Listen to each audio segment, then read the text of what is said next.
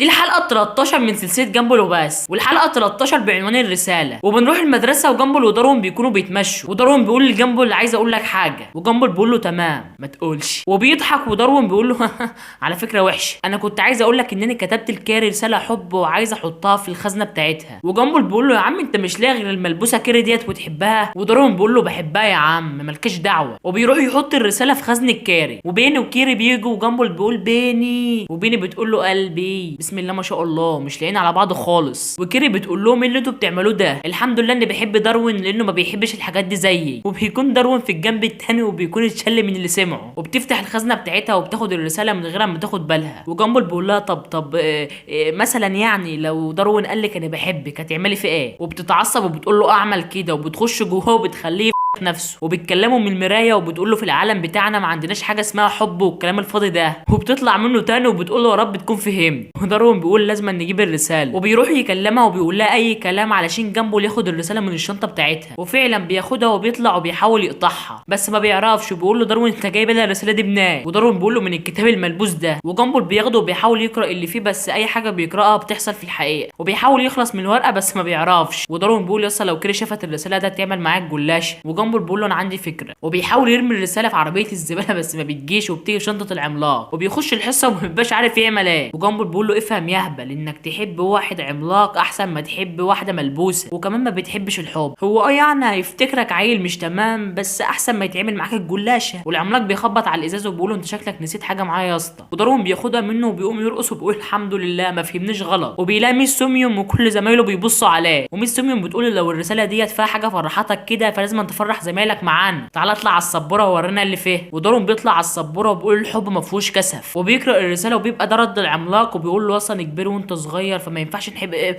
اللي انا بقوله ده يعني. بص في اخر الرساله كده العملاق بيرفض. ومره واحده كيري بتتعصب وبتطلع من الفصل والمدرسه بتتحول لاشباح. وداروين بيطلع يدور عليها وبيشوفها وبيقول لها انا اسف. وكيري بتقول له انا ما عنديش حاجه اسمها اسف. وداروين بيقول لها انا والله مش زي ما انت فاكره، انا الرساله دي كنت كاتبها ليكي. وكيري بتتعصب اكتر ولسه هتاكله. وداروين بيقول لها ايه ده بقك حلو قوي كليني. وكيري بتقول ده شكله عبيط فين جامبل، وبتخش جوه جسم جامبل وبتجري ناحيه داروين وبتمسكه ايه ده يا عم استغفر الله. وفي الاخر يعني بتطلع من جسم جامبل. وجامبل بيقول لداروين مالك يالا ماسكني كده ليه؟